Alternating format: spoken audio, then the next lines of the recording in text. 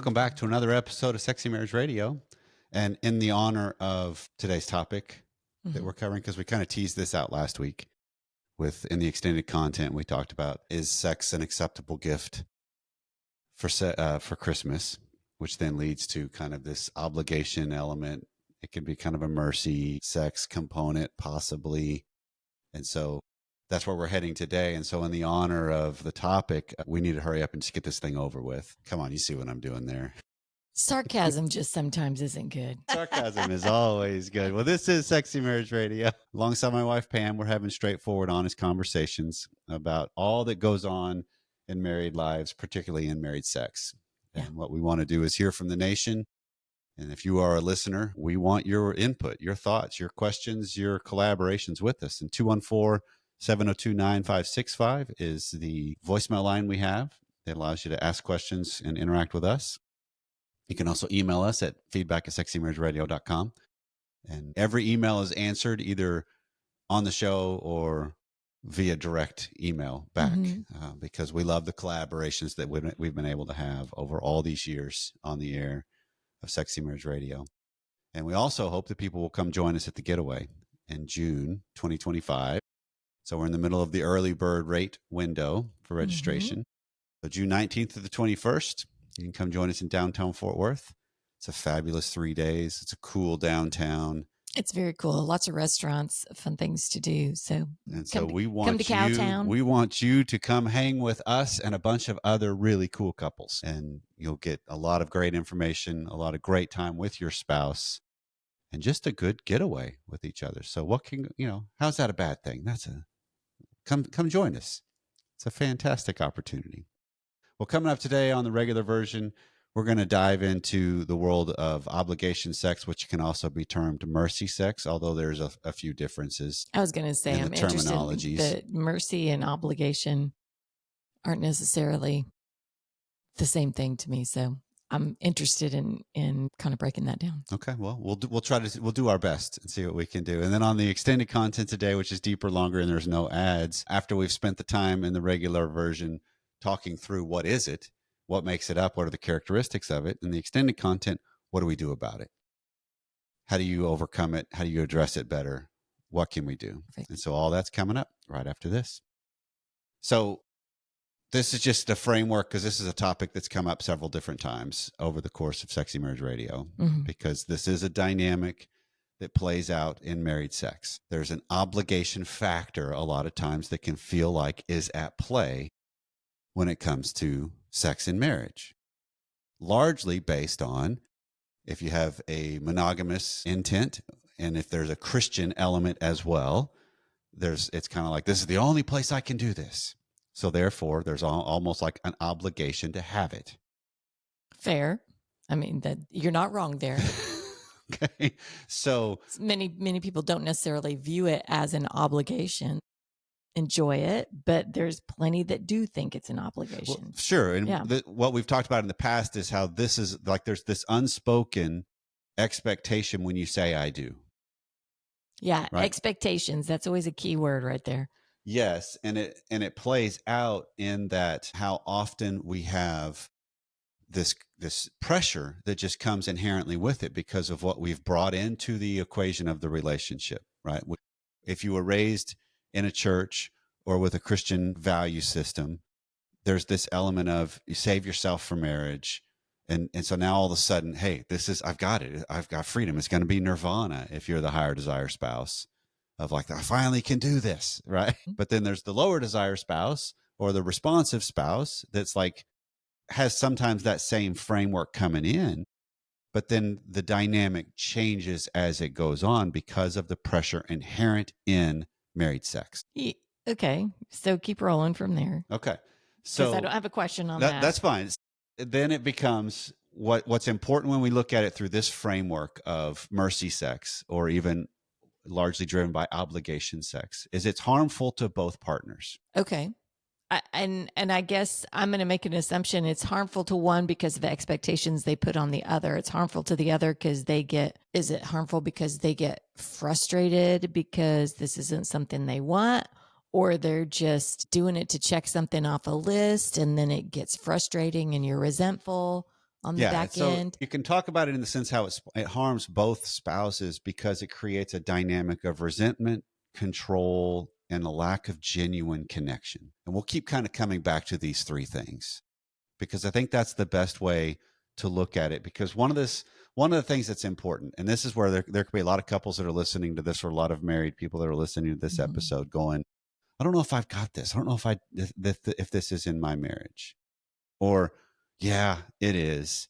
But what's interesting is that to fit the theme of how we approach all things in life with Sexy Marriage Radio, at least you and I individually and, and relationally, is all I can do first that's the best, wisest choice is take on me rather than, well, they won't whatever. As far as my spouse, they only will do this, or they always want it this way, or it's never enough, or all these different frameworks that are usually more landing on the spouse rather than self. Yeah, I mean, I think that's human nature a lot, right? If they're not doing it the way that I understand it or that Hmm. makes sense to me, I can't wrap my arms around why they're doing it that way, Right. right? You're not doing it my way, so I just don't get it. And then I also add to it, because you're not doing it my way, there's a frustration or a hurt or disappointment or a lack of value felt or something, which then I attribute to you are the cause, right? Because you're not doing it my way. And that's what speaks the most to me. It's the way I feel connected to you most. And that, but you're not doing it. And so I will come after you the whole time rather than what I hope to have come across in this episode is that I want couples to recognize that it happens and it can be happening, right? It's a dynamic that plays out in monogamous relationships. It just does. And then also it's important to kind of tease out where we'll be going in the extended content is it happens most when both spouses don't have solid senses of self, And what does that mean? where it's that concept of I have a hard time holding on to myself and what's going on rather than letting my emotions run away with me. Does it also mean I don't necessarily know what I want? I mean, we've talked about situations where as I mean, sexually sometimes I just don't know what I want. And I have a hard time expressing or real, that Well, okay. that So that takes work for me. Does that play it into does. this And mercy and so a sex lot of piece? times then mercy sex turns into a way that you avoid that question and just focus on, well, you're always wanting it, so I'll just do it for you. Okay. And you never have to take on yourself, which is a developing a sense of self. And so that sets the recipe. The way Schnarch uses the terminology that we're using is differentiation. That if I don't work on my own levels of differentiation, which is my ability to be authentic and myself while in context of a relationship, it's not individuation. It's just to clarify for those that are listening, if they're new to the terminologies here, but it's recognizing I need to get better at handling myself in the context of us. That's what marriage is designed to do, actually.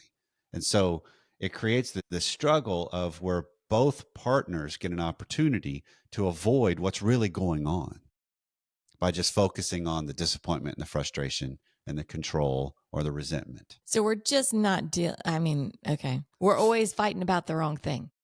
Yeah. And you get caught up in this loop that is unending because this is gridlock. Right. And so if you look at it from the lens or the framework of, let's say, who's the person that's the lower desire spouse, and that's the terminology we're going to use. I know some people in the nation don't really like this terminology of lower and higher because it feels like a hierarchy rather than it's important to realize we're not trying to use this in the form of a hierarchy as if one has high ground here. The person who's satisfied with sex less often. That works too. That's a mouthful, but that works too. But the person that offers up or succumbs to, if you will, or just is the lower desire partner that does that I like the idea of just offers up mercy sex in the sense or obligation sex where it's like, I'm just doing this for you. There's often this element of it's a way to get you off. I can get them off my back, but I also can avoid what you just brought up of what's really going on with me. Yeah. Because I make it all about your insatiable desire or novelty or whatever. I just always focus it on that rather than What's really being required of me? And so that's where it becomes problematic for one side of the equation. And on the other side of the equation, for the person that accepts it, they don't even realize that they often can have a low sense of self as well. They think, I'll own this. I think I've got a higher stance on, yeah, but this is such a good thing. Look, it's a, and I can put all this rationale behind it to back it up on how good sex is for a relationship and how pleasurable it is and all these things that make it seem like it's an important aspect and we should be doing it more, when I'm not even recognizing where how I'm coming at it is really more out of insecurity, anxiety, low sense of self, which is the same thing. I'm avoiding taking on me and what's going on and keeping it about you and not wanting it as much as I do. There really are these wicked webs we weave, right?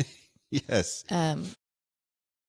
Because when you say mercy sex, obligation sex, it just seems so, the wording kind of sounds so one-sided, right? Well, and it makes it but about, it's not. It makes it about this aspect of it's something out there that's keeping me from actually being a full participant. I can't be vulnerable with you because this is the problem I've gotten, and this is from the terminology from one of Schnarch's book, is that mercy sex and obligation sex, actually the biggest issue with it is it limits, and we never actually experience the sweetness of each other, the essences of each other, the really being wanted from each other. And I think if you think about it as human beings, that's what we're after, not just in sex. This is like the epitome of who we are as people. Yeah, we want to experience that with someone else, specifically our spouse. I want to be seen. I want to be valued. I want to be appreciated. I want to be known. That's the biblical term. They knew each other, right? And so it's looking at it as, by getting caught up in this web that we weave, it's important that both sides of the equation recognize there is an issue. And by focusing on the issue, I'm actually avoiding the bigger problem. The issue by what we're terming here is, why won't my spouse fill in the blank? Rather than the bigger problem is, what is it in me that's being exposed here? What am I being called to face in myself? Because I know for me, personally speaking, I can easily still get caught up in, I'm seeking sexual encounters with you that aren't really about being wanted. They're about wanting relief or validation or support in some way, more so than truly experiencing the essences of each other. And I think that's important for people to hear. Here we are. You've got the podcast. You're the PhD. You're the one that goes through all this, right? We've been married 31 years. And to realize that there's not just one final end goal, I've arrived and I never have these issues again. Yeah, I mean, because you can progress and get better and your relationship is in a great spot. And then you kind of pull back again and wait, where am I? Am I doing what I used to do a decade ago? And I think it's important for people to realize that it can go back and forth, but when you've tasted something sweeter, you can get past that easier, ideally, right? You've seen the other side, and you can look, if you started looking at yourself. Right. The important thing is realizing, okay, we've tasted what can be. Now, how do I hold on to the fact of what got us there?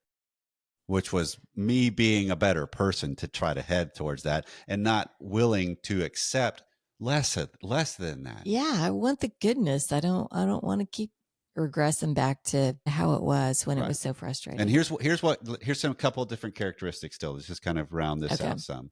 That when you're talking about for the spouse who feels obligated, right? So this is often the lower desire spouse because they're the ones that control it. They're the de facto gatekeepers. And that's just inherent in a gridlock issue, right? That whether they like it or not, they want it less. So they're the de facto gatekeeper of it. Okay. Well, what it often will create and lead to is resentment, which we've already hinted at, because the focus becomes about how the other spouse just all they want is that. And so there just becomes this resentment is never enough.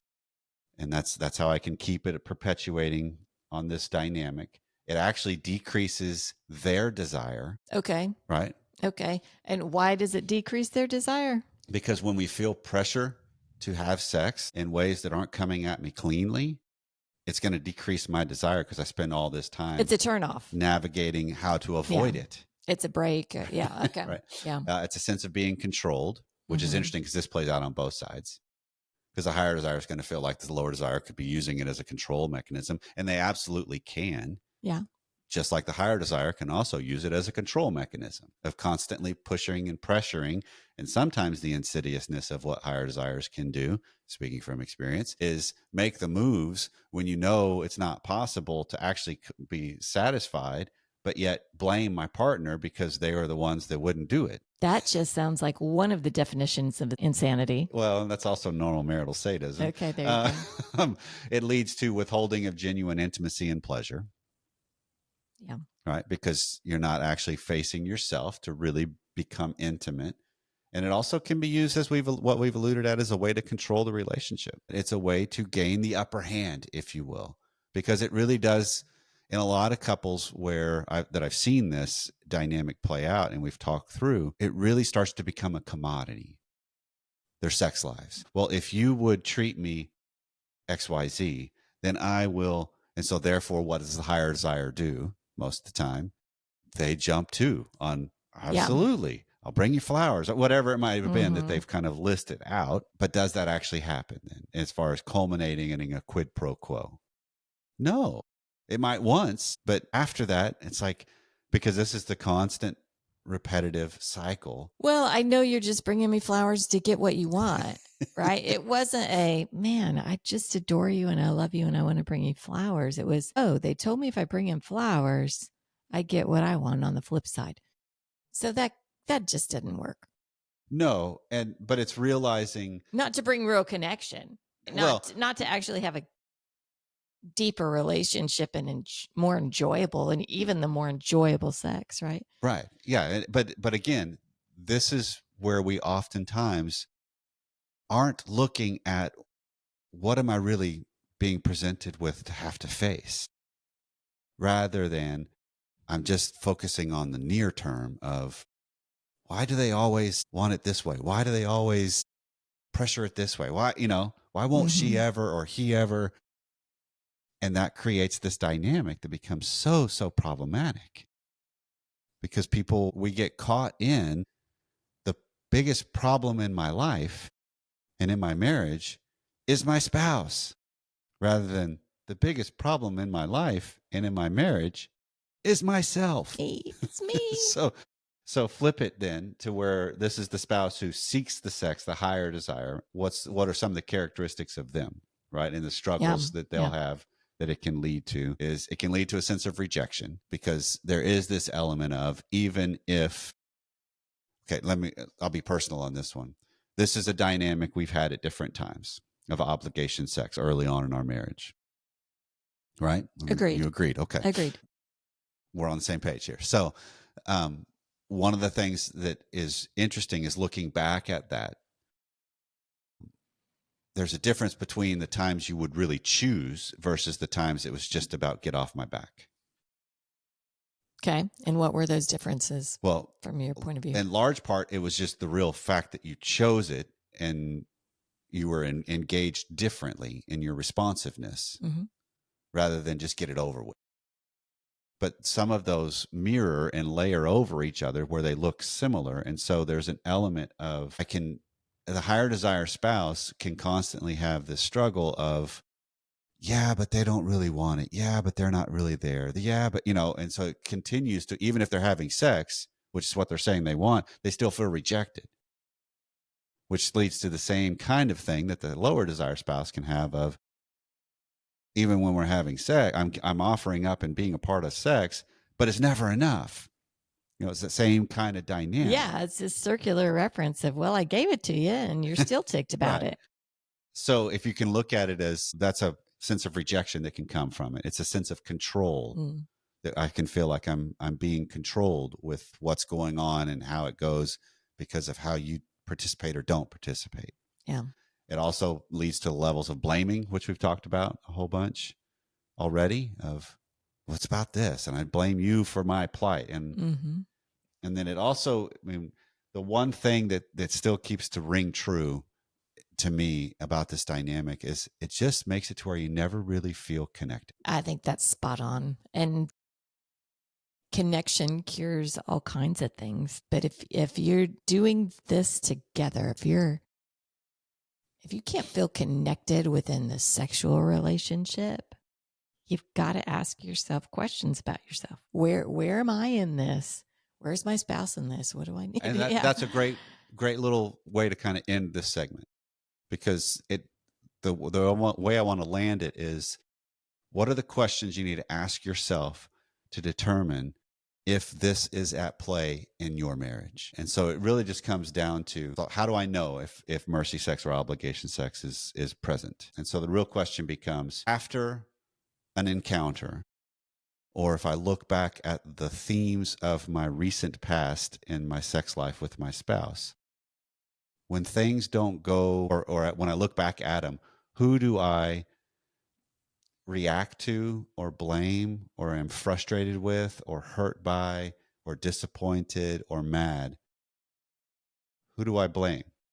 My spouse or myself? Because that's the best question you can ask. Because if I continually keep coming back to my knee-jerk reaction is, I blame my spouse, I'm frustrated with my spouse, I have to be able to have the courage to ask myself the question, well, what's my culpability in this? Because a lot of times the higher desire spouses that readily gobble up obligation sex, they have a different crucible going on that they've not been willing to actually face. They've just kept it all on what is or isn't happening and blaming that. So when I can look at my sex lives, and after I'm done with an encounter with you, if there's any hints of disappointment, frustration, longing, lacking something, I need to ask myself an important question of, do I come after you in my mind, or do I come after me?